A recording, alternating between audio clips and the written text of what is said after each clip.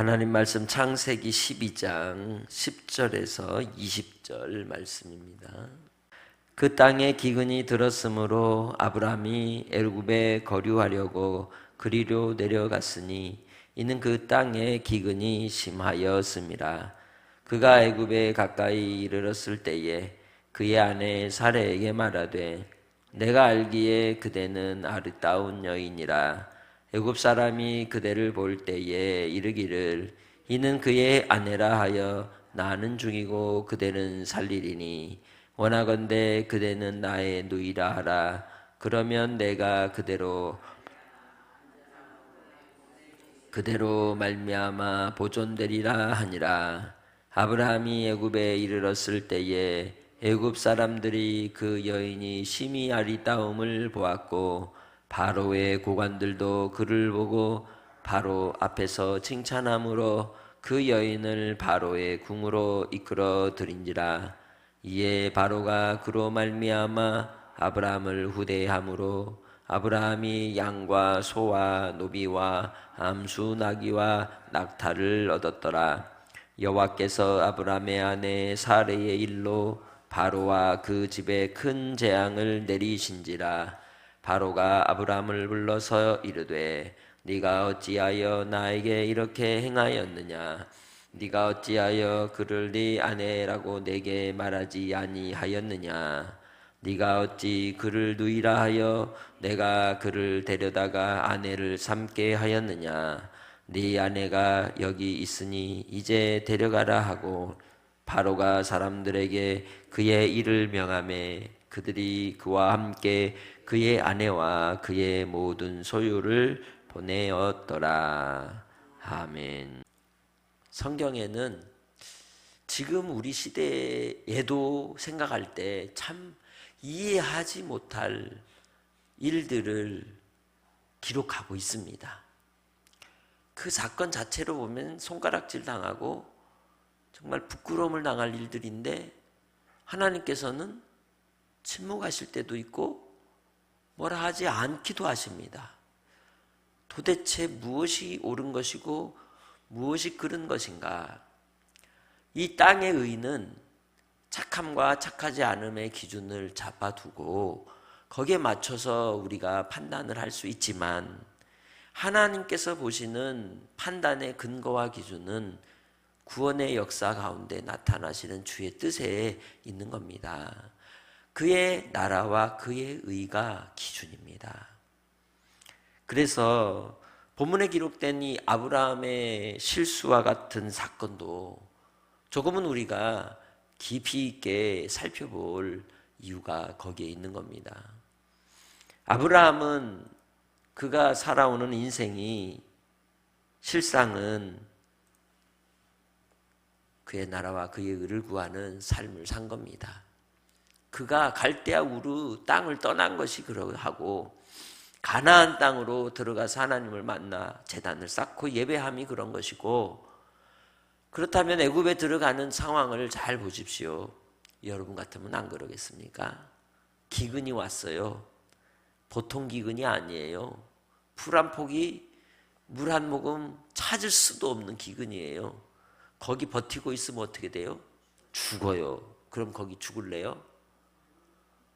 살 길을 찾아야죠. 그런데 하나님은 또 침묵하세요. 그럼 아브라함이 거기 약속의 땅으로 보내주셨는데 하나님께 기도하며 여쭙지 않았겠습니까? 기도하면서 매달렸겠죠. 그런데 그 속에서 하나님은 지혜를 주시는 겁니다. 깨닫는 은혜를 주시고 감동을 주시고 우리를 로봇처럼 쓰지 않으시고 우리의 이성을 따라서 판단하게 하시는 거예요. 그 상황 속에서 많은 사람들이 애굽으로 떠나는 모습 가운데 그에게도 판단해야 될 결정의 중요한 상황이 된 겁니다. 그래서 그가 무엇을 생각하게 된 겁니까? 애굽까지 계속 내려간 겁니다. 그리고는 이제 애굽에 들어갈 상황이 되었을 때 이미 그는 지혜로웠기 때문에 판단을 한 거죠. 들어가면 나는 죽는다. 아내가 너무 이뻐서. 얼마나 이뻤을까요? 정말 얼마나 이뻤을까요? 그런데 자녀를 낳을 수 없는 여인이에요. 그것이 갈대아 우르에서는 저주였어요. 그러나 하나님은 아브라함을 복이라고 하셨단 말이에요. 이걸 염두에 두고 창세기를 보셔야 돼요. 그런데 아브라함이 이 일로 인해서 이제 살기 위해 들어가는데 그때에 이 애굽 사람들이 누구에 대하여? 사레에 대하여 욕심을 낼 거라는, 너무도 잘 아는 거예요. 아버지의 사랑이 없는 땅의 나라는 육신의 정욕과 안목의 정욕과 이생의 자랑을 따라 탐심의 우상을 숭배하기 때문에 이방인인데 외국에서 왔어요. 서양 사람들 코 오똑하고 눈 크고 키 크고 얼굴 뽀얗고 이런 모습을 갑자기 보면 어떨까요? 그 한 사람만 툭 튀는 거예요. 그러니 어떻겠습니까? 내가 죽을 수 있고 당신은 살 수밖에 없는 상황이 오니 이제 어떻게 하자? 나의 누이라고 말하고 나를 좀 살리자. 목숨을 보존하는 게 우선이라는 거죠. 그게 아브라함의 판단이었고 지혜였던 겁니다. 그 말 그대로 애굽 사람들이 이 여인을 데려다가 바로의 궁으로 이끌어 간 거예요. 그냥 동네 사람 한 사람, 건장한 사람이 뺏어간 게 아니라 임금님이 뺏어간 거예요. 아브라함은 임금과 대적할 만한 사람인 거예요. 보통 사람이 아닌 겁니다.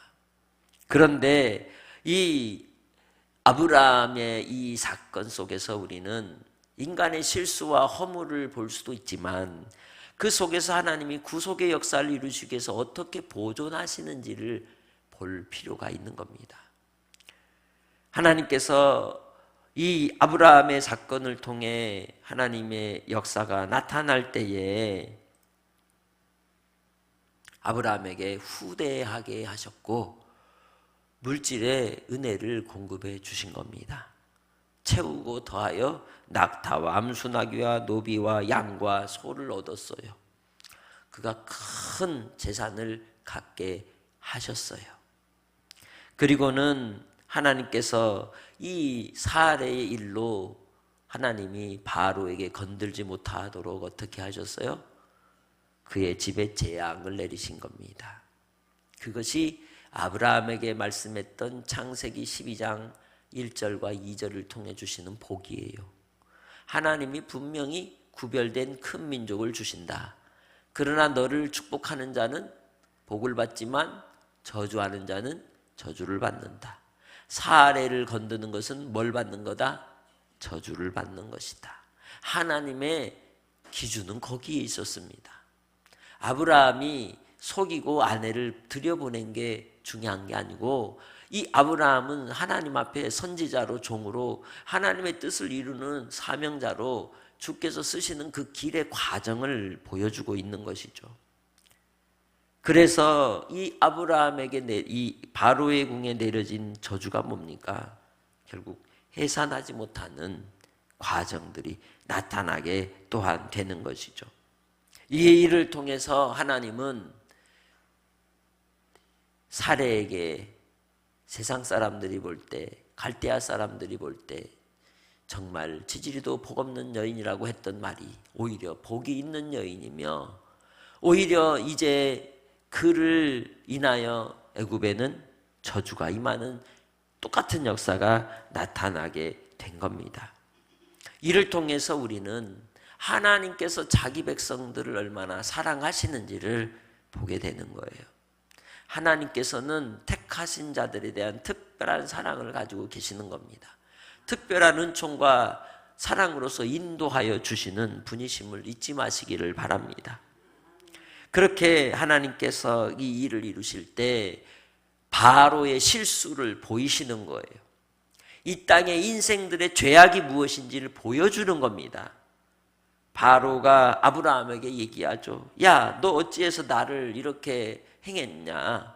난 너에게 잘 대우해 줬지 않느냐? 그런데 왜 네 아내를 아내라고 말하지 않았느냐? 거기에 답이 있는 겁니다. 왜 누이라고 해서 아내를 삼게 하고 그 아내가 여기 있으니 빨리 데리고 가라. 바로가 그 사람들에게 이 일을 명하여 그와 함께 그 아내 소유 모든 걸 보내었다라고 얘기하죠. 이것은요, 이스라엘 백성들의 역사를 미리 아브라함을 통해 보여주신 거예요. 이삭을 이스라엘 야곱의 아들 요셉을 통하여 이스라엘 백성들은 어디로 갈 준비를 해요? 애굽에 갈 준비하죠. 그때도 뭐가 왔어요? 7년 기근이 왔잖아요. 기근이 왔는데 가나안에서 버텨요? 못 버텨요. 먹고 살아야 돼요. 근데 하나님의 섭리는 야곱과 가족들이 다 어디 들어가야 돼? 애굽에 가야 돼. 그리고 애굽에 가서 뭘 해야 돼? 400년 동안 살아가면서 종족이 커져야 돼. 나올 때 그냥 나왔어요? 재산을 붙여서 보내주셨어. 이 이스라엘 백성들은 사례예요. 하나님께서 아브라함을 대신하여 보여주신 것을 통하여 사례와 같이 노예가 되고 바로의 소유가 된 것 같지만 하나님의 소유는 건들면 안 된다는 거예요. 마지막 하나님께서 그들의 육신의 정욕과 안목의 정욕과 이생의 자랑을 따라서 그 백성들을 간과한 것에 대한 하나님의 준엄한 심판이 10가지 재앙을 통하여 이루어졌고 결국은 장자의 죽음까지 온 거예요. 이미 아브라함은 사례를 이 바로의 궁으로 들여보냄으로써 바로의 죽음이 어떤 것인지를 보여주는 겁니다. 생명을 통하여 이야기하고 있는 겁니다. 오늘 이 시대 속에서도 우리는 이 땅의 인생의 삶을 통해 살아갈 때 세상 속으로 들어가야 하는 겁니다. 그걸 입애굽이라고 말합니다. 예수를 믿으면 천국으로 뿅 하고 모시고 가는 게 아니라 이 땅에서 입애굽하여 고난과 고생과 수고하면서 살아가게 하시는 거예요. 그 속에서 사람들과 함께 뒹굴고 경제적인 활동도 해야 되고 사람과 관계 속에 어려움과 힘든 일도 당하지만 그러나 하나님의 백성들이 가져야 될 삶의 중요한 신앙의 모토는 믿음이라는 거예요. 하나님이 이끌어 가실 것에 대한 분명한 신뢰와 확신이 있어야 하는 겁니다. 그럴 때 하나님께서 마지막 우리를 출애굽을 통해 영원한 하나님의 나라의 안식으로 인도하여 주시는 겁니다. 그러기에 애굽과 같은 삶을 살고 광야와 같은 삶을 산다 할지라도 영원한 천국에 하나님의 이끌어 주실 것에 대한 분명한 신뢰와 확신 가운데 살아가는 성도들이 되시길 바랍니다. 이 아브라함이 무장한 채 자녀가 없은 채 그렇게 살아가지만 하나님이 그의 아버지이시고 주이시기에 주님을 신뢰함으로 그가 행하는 일들 속에서도 하나님은 지혜를 주시고 그 속에서 아버지의 구속의 역사를 보여주시는 것입니다. 그것을 우리는 여호와의 열심이라고 말하죠. 하나님의 열심이 여러분을 인도해 주시는 겁니다.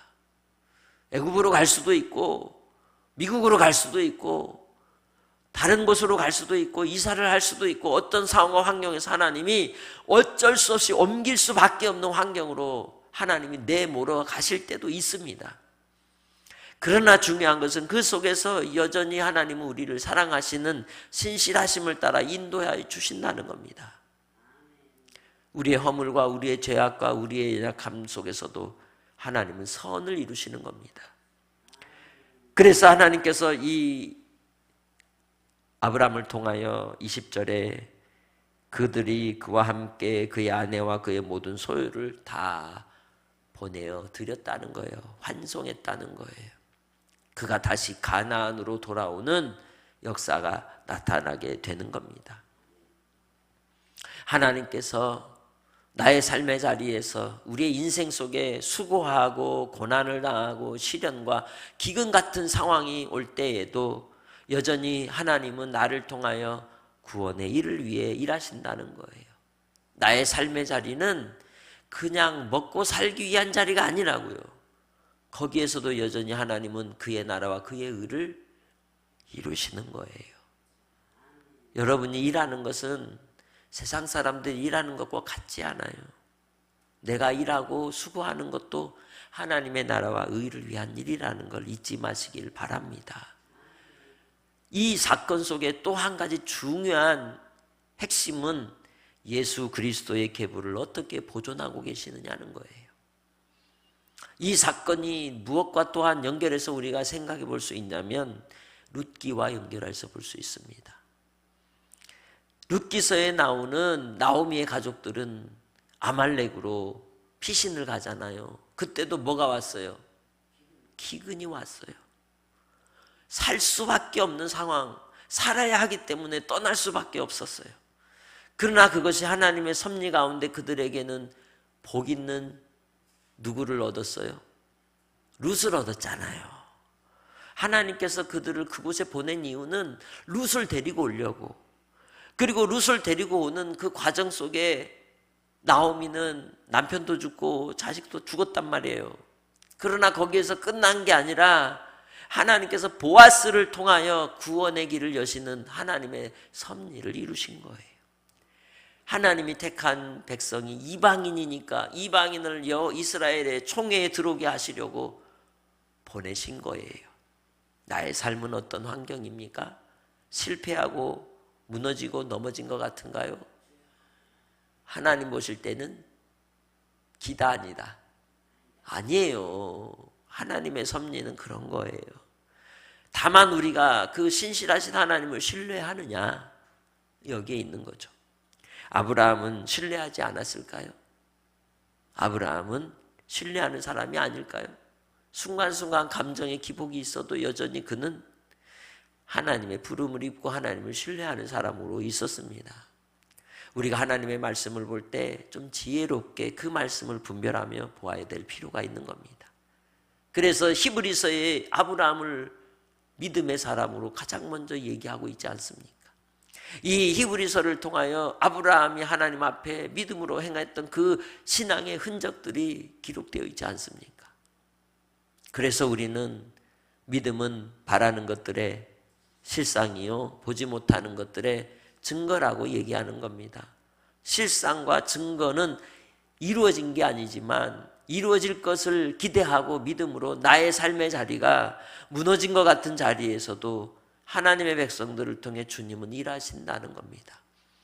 그러기에 올해 2026년을 살아갈 때에도 주님이 하시는 분명한 약속들을 붙들고 나의 기근의 자리에서도 기근의 땅에서도 하나님을 예배하는 시간으로 우리가 드릴 수 있는 주님을 만날 수 있는 은총이 여러분 안에 있으시기를 주의 이름으로 축복합니다.